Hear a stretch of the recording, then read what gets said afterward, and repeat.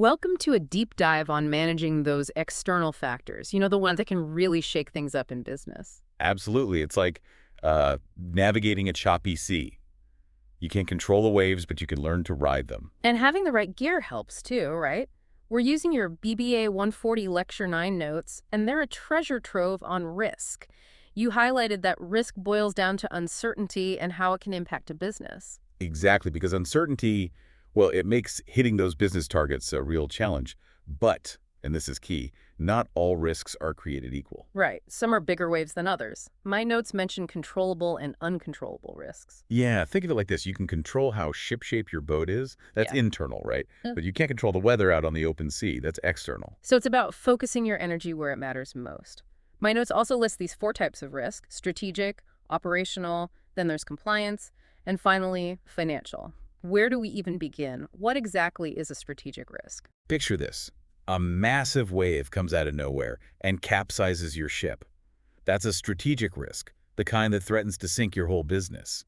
Think like major tech disruptions or maybe a global pandemic, those sorts of things. Okay, those are some serious waves for sure. So then operational risk is more about what's happening on the ship itself. Exactly. Think like a leaky pipe or, I don't know, maybe even a pirate attack. It's those breakdowns within your own systems and processes that can really throw you off course, like supply chains going haywire or cybersecurity breaches. So it's about making sure your ship is actually seaworthy in the first place. Okay, so if strategic risk is the storm and operational risk is that leak in the hull, where does compliance risk fit in? Compliance is all about, navigating the rules of the sea, those maritime laws, the safety checks, environmental regulations. If you don't comply, you're looking at fines, legal battles, or even a PR nightmare. Definitely want to avoid those legal storms. And lastly, we have financial risk. Is that about making sure you don't end up, well, shipwrecked and bankrupt? You got it. It's all about the potential for monetary loss, right? Yeah. A bad investment, or maybe exchange rates going haywire, even just bad cash flow. Okay, so we've got these four types of risk: strategic, operational, compliance, and financial. And they're all lurking out there. But just knowing about them isn't enough, is it? The real question is, how do we actually manage them? You're asking the right questions. And that's where things get really interesting. It's about making smart decisions that, minimize your exposure to those risks and maximize your chance of success. Think of it like this. Think of it like this. A good captain, they don't just wait for the storm to hit. They see it coming. They adjust their sails, maybe even chart a whole new course. I like that it speaks to the proactive side of dealing with these external elements, right? So are we talking about those three approaches you mentioned: adapting, influencing, and then shifting domains? Exactly. And just like a captain uses different tools, businesses can tap into a bunch of strategies to navigate their own, unique business environments. So let's start with adapting. That's about weathering those inevitable storms, right? My notes talk about buffering, smoothing, forecasting, and rationing.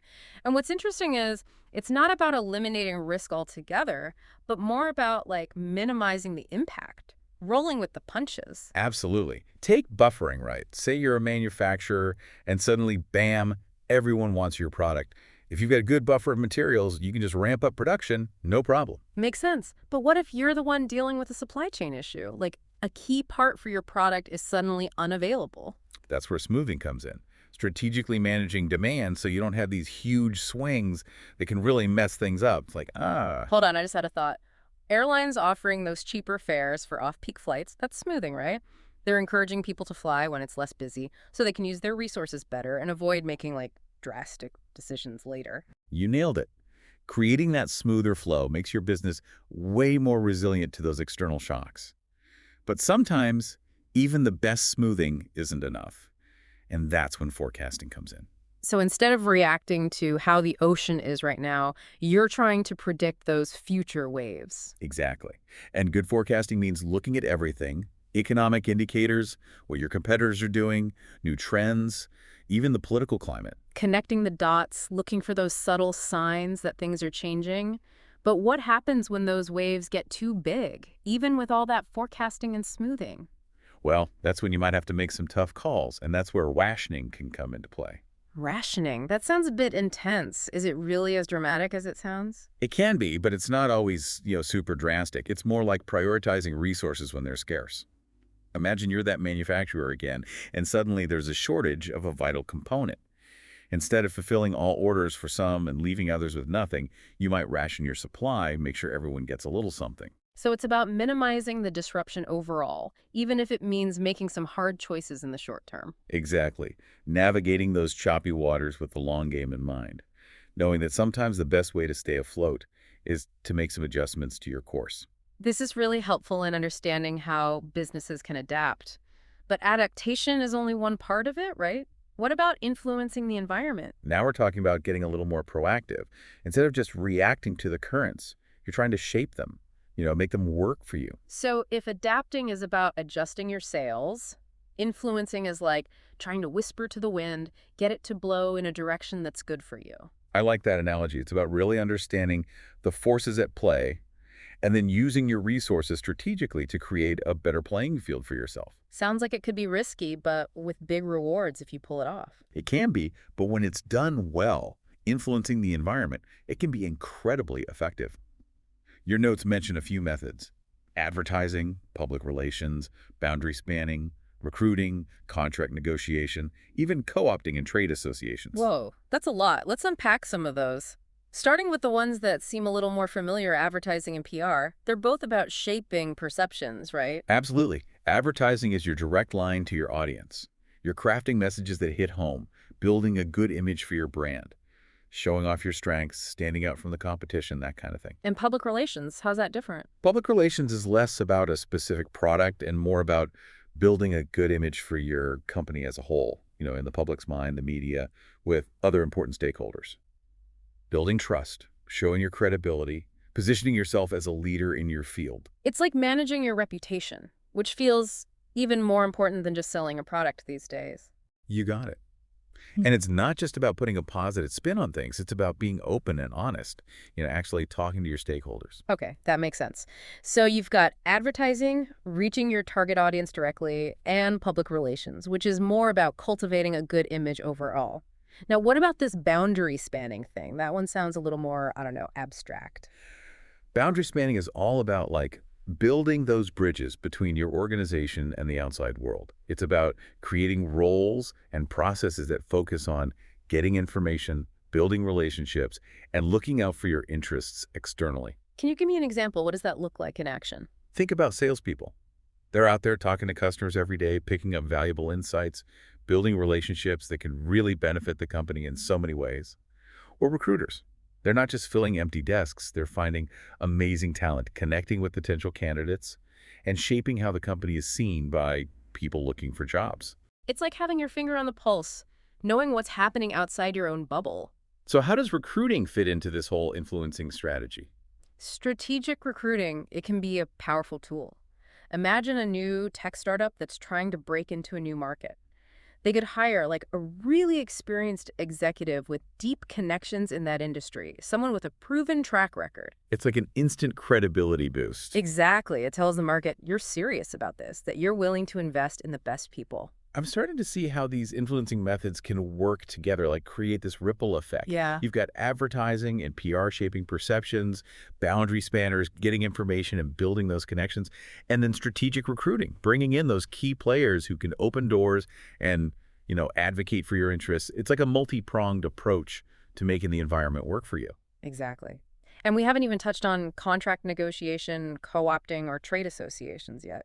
Let's save those for next time. We've covered a lot already, and I want to make sure we've got time to dive into those other methods and that final approach, shifting domains. Sounds like a plan. Until next time. So we're back and ready to tackle that last approach to managing environmental elements, shifting domains. It's that moment when you realize, this particular pond just isn't right for you anymore. Exactly. It's about recognizing that sometimes the smartest move is to just, find a new lake, seek out calmer waters, maybe even a whole different kind of waterway altogether. So it's not about giving up. It's more like a strategic retreat, repositioning yourself to find those new opportunities or to get away from increasingly difficult situations. Think about Blockbuster, right? They were huge, the kings of movie rentals, but then streaming services came along, like Netflix. Blockbuster, they held on to their stores, those late fees, their whole way of doing things, even when it was clear things were changing. And it ultimately sank them. A cautionary tale for sure. But then you have Netflix, who not only rode that wave of change, they created it. They shifted their whole domain, went from mailing DVDs to pioneering streaming, and completely changed how we watch movies and shows. It's a perfect example of how shifting domains isn't about admitting defeat. It's about grabbing those new opportunities, evolving as times change. It takes vision, being able to move quickly, and a willingness to let go of what's no longer working. It's knowing when it's time to, like, dive into a new pool. Yeah. Now, before we wrap up, I want to circle back to those last two influencing methods we didn't get to: co-opting and trade association. Those are really powerful, especially when it comes to navigating those tricky regulations or trying to influence what people think about your industry. Let's start with co-opting. It sounds a little, I don't know, sneaky, like you're bringing your enemies in to try and silence them. It can be strategic like that, but it's not always about, you know, silencing opposition. Sometimes it's about realizing that your biggest critics can actually become your biggest assets. Okay, now I'm intrigued. Give me an example. Imagine you're a tech company building some new AI product, right? You could invite, say, some leading ethicists and AI researchers, even those who've been openly skeptical of your industry, to join an advisory board. So instead of them criticizing from the outside, you're bringing them inside, giving them a voice, maybe even turning them into advocates. Exactly. They get a seat at the table, a chance to shape how the tech is developed, and you get their knowledge, their credibility, and maybe even their support down the line. That's really clever. It's about turning potential adversaries into allies. What about trade associations then? How do they fit into this influencing strategy? Trade associations are all about collective power. It's a way for businesses in the same industry to team up, share what they know, and fight for their common interests. So it's a united front, a way to make their voices louder, have more influence. Exactly. They can lobby for laws that help them, set industry standards, even run big public awareness campaigns to change how people see their industry. It's much harder for a single company to do that kind of thing on their own. Like the old saying, there's strength in numbers. This has been a fascinating deep dive into managing all those external forces that can impact a business. We've gone from feeling a little overwhelmed to, I think, feeling a bit more empowered to navigate it all, to adapt, to influence, even shift our whole focus when we need to. And remember, the business world, it's never standing still. What works today might not work tomorrow. That's why it's so important to keep learning, stay adaptable, and never stop being curious. And on that note, here's something to think about. If you could instantly influence just one thing in your business world, what would it be and why? It could be anything. What your customers are doing, government regulations, even the weather. What one shift would make the biggest difference for you and your business? Think about it. That's it for today's deep dive. Thanks for joining us.